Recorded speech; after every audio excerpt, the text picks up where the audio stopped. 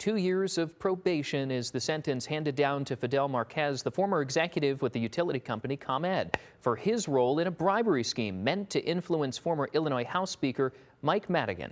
Marquez's sentence is punishment for his involvement in the scheme before January 2019, after the FBI confronted him with recordings of Marquez discussing do-nothing contracts for allies of Madigan.